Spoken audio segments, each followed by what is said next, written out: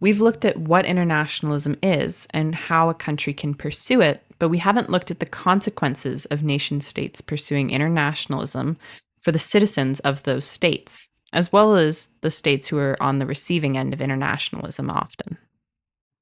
Let's quickly review. Internationalism is the idea that all members of the global community accept collective responsibility for challenges that face the world, and that the motives of the nations and nation states have to be respected in the search for a solution. All countries come together to help solve the world's problems while still looking out for themselves.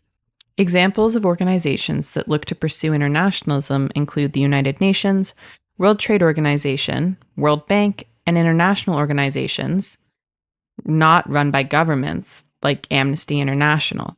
It's important to remember a lot of these organizations came to be after the Second World War, so they're still somewhat rooted in the ideas of that period of time.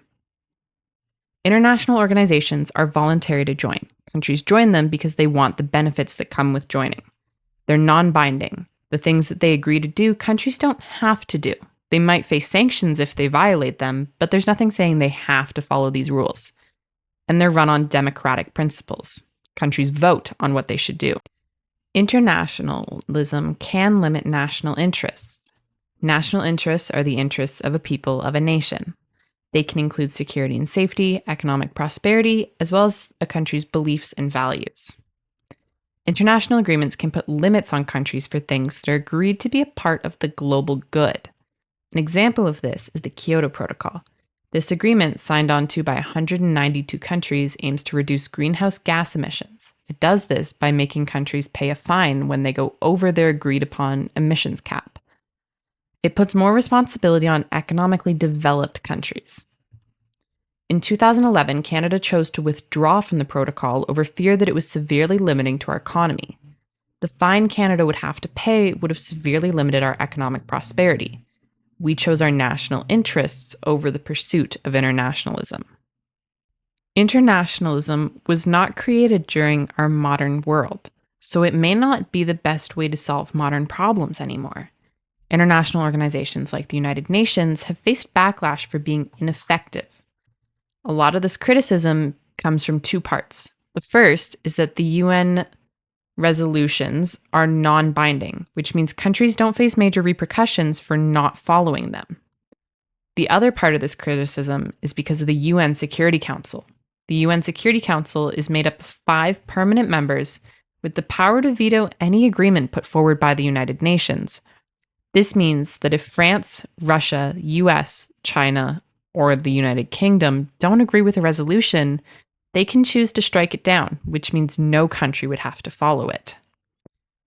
The UN imposed sanctions on Iran in response to their potential development of nuclear weapons in 2006. This attempt to change a country's behavior has been heavily criticized.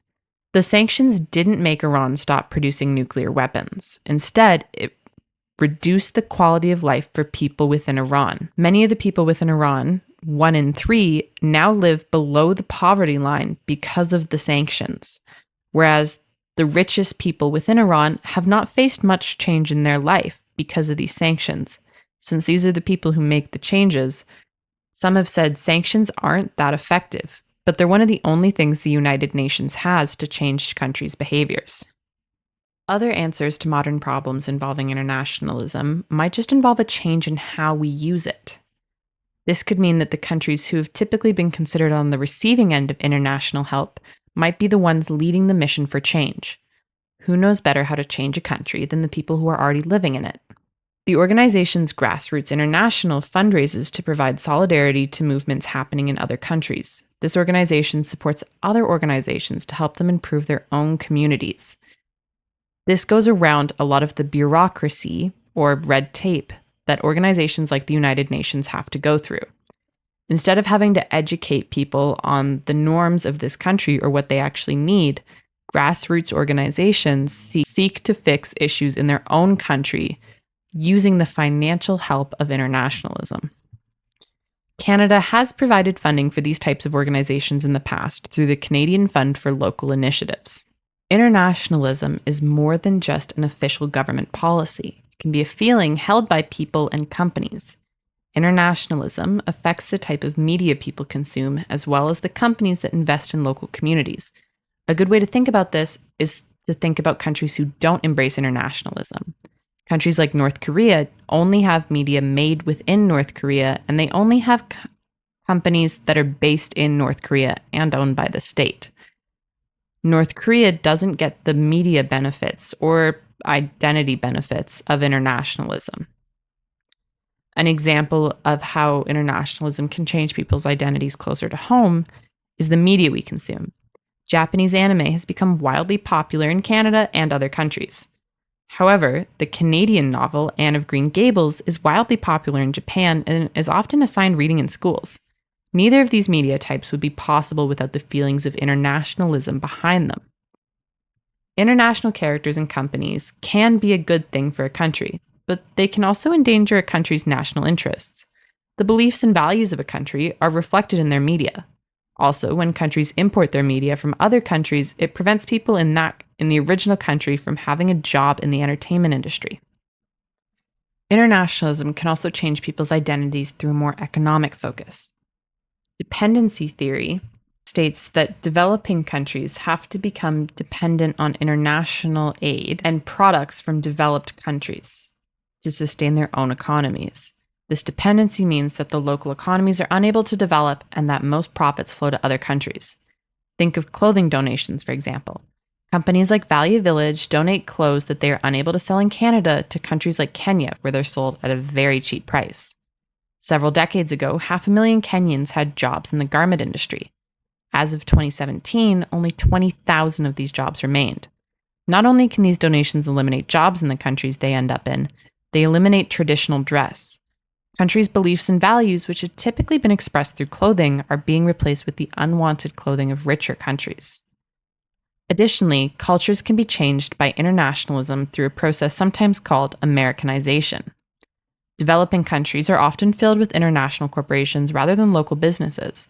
International corporations who already have the money to open shops and the supply chain to start operations can quickly dominate a country's economy.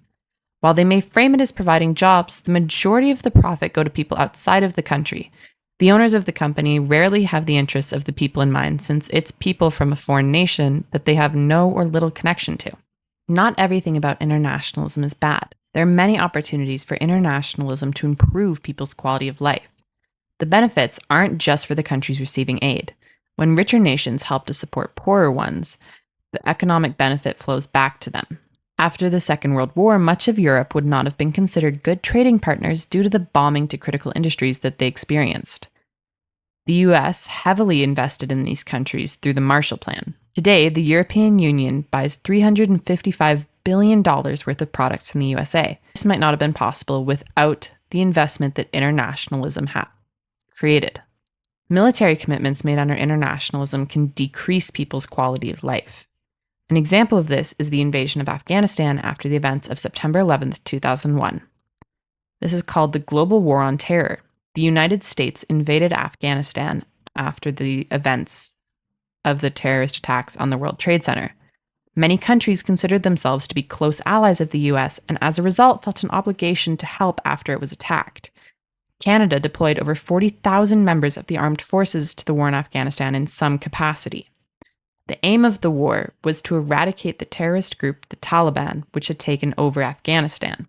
Canada withdrew in 2014 while the US stayed until 2020. 159 members of the Canadian forces and 7 Canadians were killed in service during the war in Afghanistan. It's estimated that around 897,000 to 2 million Afghani people died as a result of the war. However, it's difficult to tell because the government of Afghanistan is still the Taliban. This war didn't eradicate them, it just reduced the infrastructure that existed. The quality of life for many people in Afghanistan, especially women and children, have significantly decreased. Women are now banned from going into higher education and are being driven out of the workforce. Let's review the questions we looked at in this video. How can internationalism limit national interests? Well, like the Kyoto Protocol, it can reduce the economic prosperity that a country can have. It can also limit the cultures and values of a country. And it can also limit the security and safety of a country, as in Afghanistan. Is internationalism always the best answer to modern problems? A lot of international organizations are old. They're not made for the modern world. However, that doesn't mean that the idea of internationalism has to be the thing that stops it. Sometimes the setup of organizations, such as the United Nations Security Council or the non-binding resolutions, can stop them from being as effective as possible. This doesn't mean that we should throw them out the window, though. How can internationalism change people's identities? Internationalism can change people's identities through things like culture, the media they consume, and the sort of corporations that invest in their daily lives. How can internationalism affect people's quality of life? Well, it can be done positively or negatively. Positive changes to quality of life through things like investment or foreign aid, and examples like the Marshall Plan, can have a huge impact on both the countries that received the positive change and the countries that made the investment to see that positive change. Internationalism can also negatively affect people's quality of life in some cases. This is generally done through military interventions.